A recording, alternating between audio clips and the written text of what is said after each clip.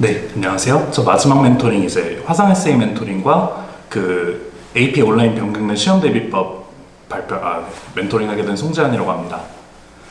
자, 일단 에세이 수업은 대면으로 많이들 하셔가지고 이제 화상 에세이 수업은 어떻게 하시는지 좀 궁금하신 점들이 있으실 거라고 생각이 드는데요. 그래서 이제 화상 에세이 멘토링 어떻게 준비해서 받으셔야지 가장 큰 효과를 보실 수 있을지에 대한 팁을 오늘 좀 드리려고 해요. 네, 그래서 이거는 대면 수업이랑도 뭐 통하는 부분이기는 한데 일단 에세이 선생님 고르는 것부터 시작을 하셔야겠죠. 근데 이제 에세이 선생님을 고르시는 데 있어서 본인이 이제 쓰는 에세이가 어떤 에세이지에 따라서 선생님한테서 요구되는 스킬이 다르단 말이에요. 그래서 일반 에세이 같이 어떤 기본적으로 이제 글쓰기 자체가 좀 목적이 되는 경우에는 글쓰기를 위한 독해랑 이제 논리를 파악할 수 있는 사고력, 분석 능력, 뭐 문법이랑 단어까지 이런 디테일한 부분까지 꾸준하게 같이 할 수 있는 선생님이 중요할 거고요. 이제 IB Extended Essay라든지 리서치 페이퍼라든지 이제 어떤 전공 과목이라든지 좀 학문이 요구되는 경우에는 뭐 최선은 이제 주제랑 관련된 전공을 하신 선생님이 최선이겠죠. 그리고 이제 입시 에세이 뭐 가장 많이들 관심 있으실 부분인데 입시 에세이가 워낙에 다른 에세이들이랑 좀 특수하잖아요, 목표 자체가. 그래서 입시 코칭 경험 여부와 이제 모든 학교에 대해서 기대하실 수는 없는 부분이기는 한데 이제 지원하시려는 굉장히 구체적인 드림스쿨 같은 게 있다 하면은 이제 해당 대학에 지원하셨는지 그리고 합격하셨는지 그런 부분도 이제 멘토님 본인은 이제 합격시켰다는 영수증이 되니까 뭐 그런 부분이 있으면 최선일 것 같아요. 그리고 이제 학생분들이 좀 선생님들한테 말씀드리기 좀 부담스러워 하시는 부분인데 이제 선생님 글쓰기 샘플을 요구하시는 데 있어서 또 너무 부담스러워 하실 필요는 없을 것 같아요. 이제 아무리 화상이라 해도 좀 적은 돈이 아닌데 실력 확인은 이제 기본적인 권리잖아요. 그래서 이제 본인 에세이도 그렇고 이제 많이 에세이 컨설팅 해보신 선생님들 같은 경우에는 학생들한테서 이제 허락을 받으셔서 학생 에세이도 공유해 주실 수 있는 분들이 계실 거예요. 그래서 이제 이런 에세이 요구하시는 데 있어서 뭐 당연한 부분이니까 너무 부담 갖지 않으셔도 될 것 같아요. 네.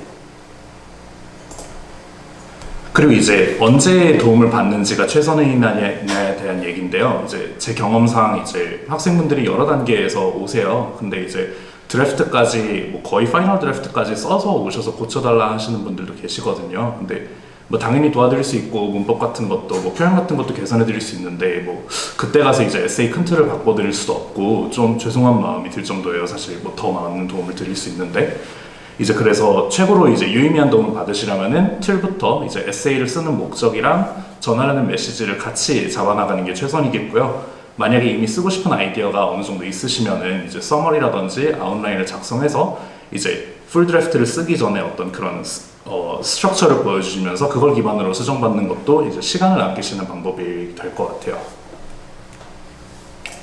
네. 그리고 이제 이번에는 이제 에세이를 쓰는 프로세스에 관한 얘기인데요. 입시 에세이 같은 경우에는 결국 이제 내가 어떤 사람인지를 보여주는 게 목적인 거잖아요. 그래서 일단 시작은 프롬프트를 보고서 나의 어떤 면을 가장 보여주고 싶은지에 대한 고민으로 시작하셔야 돼요. 그런데 이제 이 과정에 있어서 나 오늘 에세이 쓸 거야 하고서 이제 나를 잡아서 할 생각하지 마시고요. 밥 먹으면서 뭐 친구랑 얘기하면서 뭐 어디 이동하는 길에 항상 이제 프롬프트를 마음에 품고 다니시면서 항상 생각하셔야 돼요. 왜 그 하는 말로 샤워하면서 영감이 많이 떠오른다 하잖아요. 이제 책상에 앉아서 뭐 에세이 쓸 거야 라는 마인드셋으로 고민하시면은 이제 그 책상에 앉아서 나올 수 있는 소재들밖에 지금 떠오르지가 않을 거란 말이에요. 그래서 이제 그 어떤 틀을 벗어나기가 쉽지 않으실 거예요. 그래서 이제 예시로는 이제 제가 컨설팅 한 학생 중에 이제 유시카고 지원하고 이제 합격한 후배가 있는데요. 그 유시카고 에세이 프롬프트 중에서 매년 나오는 게 그 Who is your worst nemesis라고 이제 당신의 숙적이 누구냐라는 질문이 나오거든요. 이제 그거를 이 학생이 부모님이랑 싸우다가 이제 부모님의 그늘을 벗어나지 못하는 나라는 주제로 그게 이제 내 가장 숙적이라고 부모님이 숙적이라고 쓴 건 아니죠. 그런 이제 소재로 글을 썼고요. 저 같은 경우에도 제가 이제 유시카고 지원하면서 그 해 나왔던 특이한 프롬프트가 그 So where is Waldo라고 그래서 왈도가 대체 어디 있는 거냐라는 질문이 나왔는데 그걸 이제 저는 그 본 아이덴티티 시리즈 보면서 이제 프라이버시에 대한 얘기로 풀었어요. 왈도가 어디 있는지 아는데 나는 말 안 해줄 거라고. 이제 그런 식으로 이제 어떤 소재를 갖고 가공하는 거야 날 잡고 해야 되는 게 맞는데 이제 제일 재밌고 설득력 있는 에세이는 이제 끝없는 상시적인 리플렉션으로 탄생하는 거라고 생각해요. 네, 그리고 이제 장단점을 뭐랄까 그 에세이를 씀에 있어서 자기 객관화가 굉장히 중요하거든요. 그래서 자기 장단점을 파악하는 프로세스죠.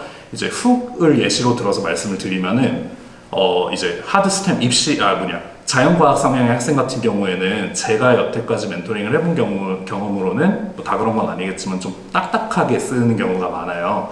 이제 뭐 팩트를 나열함에 있어서 굉장히 논리적으로 설명을 해주시는데 이제 훅이라고 좀 감정적이고 사람을 읽게 만들어야 되는 그런 부분에 있어서도 그렇게 그냥 하드 스테미하게 논리적으로 나열만 하시면 좀 재미가 없잖아요. 이제 그런 부분에서 어떤 문학적인 비유라든지 에넥도트를 좀 첨가해서 좀 부드럽게 에세이를 만들어줘야 될 필요가 있고요.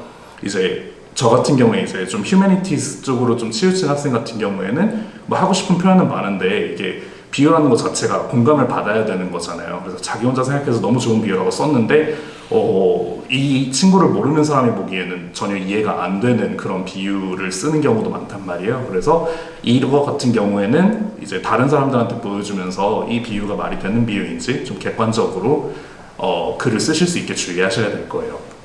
그리고 이제 일반 에세이 같은 경우에는 이 마지막에도 말씀드릴 건데 본인이 이제 체크리스트를 만들어서 이제 글의 흐름이라든지 문장 길이라든지 뭐 자주 틀리는 문법이라든지를 본인이 이제 체크하시면서 하시면은 이제 선생님이랑 멘토링 받는 것과 병행하셔서 이렇게 진행하시면 훨씬 더 빠른 발전을 보실 수 있을 거예요.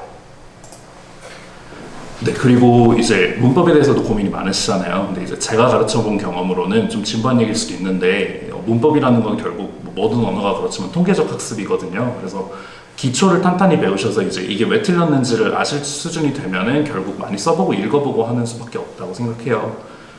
이제 일상적으로 하실 수 있는 부분은 좋아하시는 책 읽는 것도 굉장히 많이 도움이 돼요. 이제 시키지도 않았는데 이제 헝거게임 재밌다고 읽어와서 문법이 엄청 는 학생도 있었고요.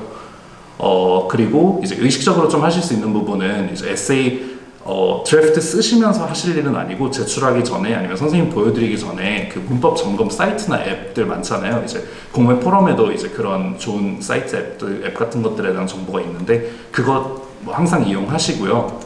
또 이제 자주 틀리는 문법에 대해서는 이제 자기가 인상 깊게 그 어떤 문법적인 프레임을 사용한 그 스트럭처를 사용한 문장을 아예 통째로 외우셔서 대입해가면서 사용하시는 방법도 있고 paraphrasing이라고 이제 그 다른 사람이 써놓은 문장을 자기 워드로 고쳐보는 그런 연습을 하시면 이제 시노님 활용이라든지 뭐 어떤 도치되어 있는 문장을 제가 옮기면서 이제 심플리파이 할 거 아니에요. 그런 식으로 문법도 플렉시블하게 사용하실 수 있는 연습이 될 거예요. 네. 그리고 이제 입시 에세이는 아무래도 개인적인 얘기를 많이 쓰시니까 좀 부끄러우실 수도 있는 부분인데 다른 사람한테 보여주는 거는 정말 필수적인 부분이거든요. 저 이제 대학원 지원할 때도 정말 많은 사람한테 보여줬고요. 이제 가장 좋은 소스를 몇 꼽으라면 이제 카운슬러 선생님 가장 좋겠죠. 일단 제 어플리케이션에 대해서 완벽하게 아시는 분들한테 보여주시고 또 이제 어떤 과목에 관련해서 쓰신 거면 이제 그 교과목 선생님 그리고 엑스트라 커리큘러에 대해서 포커스를 맞추셨으면은 엑스트라 커리큘러 활동 선생님이나 담당자한테 여쭤보시는 것도 굉장히 좋겠고요. 그리고 이제 가장 이제 많이 사용할 수 있는 리소스는 선배랑 이제 또래 친구잖아요. 근데 이렇게 친구라든지 선배한테 부탁할 때 제일 주의하셔야 되는 부분은 사람 마음이라는 게 칭찬받고 싶잖아요. 근데 이제 성격이 너무 좋아가지고 칭찬만 해줄 친구보다는 좀 매정하더라도 이제 본인이 쓴 에세이에 대해서 이런 점이 부족하고 이런 점이 이해가 안 됐다라고 솔직하게 말해줄 수 있는 친구한테 부탁하는 게 제일 큰 도움을 받으실 수 있을 거예요. 네, 그리고 마지막으로 이제 이거는 선생님 없이 이제 물론 선생님이랑 병행해줘도 좋겠지만 혼자 발전할 수 있는 부분인데요. 항상 드래프트를 쓰실 때마다 점검 리스트를 본인의 점검 리스트를 만드시는 걸 추천해요. 이제 일반 에세이 같은 경우에는 뭐 평소에 이제 지적받는 부분들이 있잖아요. 뭐 단어를 똑같은 걸 너무 많이 쓴다던가, 뭐 문장 구조가 좀 복잡하다던가 이런 것에 대한 리스트를 만들어서 선생님이나 멘토 분들한테 보여주시기 전에 먼저 고쳐보시면은 이제 시간을 아낄 수 있을 거고요.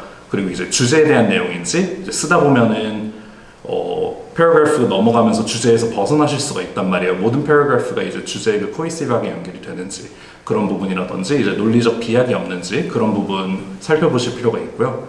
입시 에세이 같은 경우에는 이제 그 학교마다 원하는 인재상이 있잖아요. 이제 거기에 항상 모든 에세이가 거기에 포커스를 맞추고 있는지 그리고 이제 에세이를 다른 사람한테 보여줬을 때 즉각적으로 되게 잘 썼다, 뭐 열심히 살았구나, 뭐 이런 얘기가 나올 수 있는 그런 얘기를 담은 에세이인지, 그리고 또 문법적으로 문제 없는 건 당연하겠죠. 그리고 무엇보다 이제 그 에세이 첨삭해 주시는 분들한테 보여줬을 때 이거 너무 클리셰하다라든지 그런 얘기를 듣지 않아야 해요. 그런 의미에 있어서 이제 그 이전에 사람들이 생각하지 않은 좀 새로운 아이디어나 표현법이라서 이제 본인의 고유성을 나타낼 수 있는 에세이인지 이런 것들 생각해 보시면은 혼자서도 발전하실 수 있을 거예요.